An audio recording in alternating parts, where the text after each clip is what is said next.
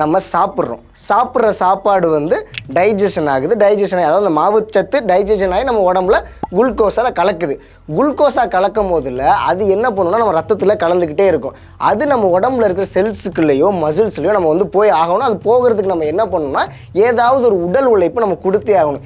எந்த ஒரு உடல் உழைப்புமே கொடுக்கல, அந்த குளுக்கோஸ் அதாவது நம்ம சாப்பிட்ட சாப்பாடு குளுக்கோஸாக மாறி இருக்குல்ல, அந்த குளுக்கோஸ் நம்ம சதைகளுக்காவது போகணும். நம்ம சதைகளுக்கு போகும்போதெல்லாம் சதைகள் வந்து நல்லா ஸ்ட்ராங்காக ஆரம்பிக்கும். அதோட ஒர்க்கிங் சதை வந்து நல்லா ஸ்ட்ரென்த்தாக இருக்கும். நம்ம ஒர்க் பண்ணும்போது நல்லா வந்து ஒரு மாதிரி எனர்ஜெட்டிக்காக பண்ண முடியும். இப்போ எந்த ஒரு உடல் உழைப்புமே கொடுக்கலையா, நம்ம சதைகளுக்கும் குளுக்கோஸ் போகாது, நம்ம செல்லுக்குள்ளேயும் குளுக்கோஸ் போகாது. அப்படியே மந்தமாகவே இருந்து அந்த குளுக்கோஸ் ரத்தத்தில் அதாவது அந்த ரத்தத்தில் கலந்து ரத்த சர்க்கரையோட அளவை அதிகப்படுத்திக்கிட்டே இருக்கும். இப்படி தொடர்ச்சியாக ரொம்ப காலங்களாக நம்ம இருக்க ரத்தத்தில் இருக்க சர்க்கரை அதிகமாக டைப் 2 டயாபிட்டிஸ் அப்படின்னு சொல்லுவாங்க. நீரிழிவு நோய், சர்க்கரை நோய் இருக்குல்ல, அது வர்றதுக்கு நிறையவே சான்சஸ் இருக்குது. அப்போது ஏதாவது உடல் உழைப்பு கொடுத்து தான் ஆகணும்.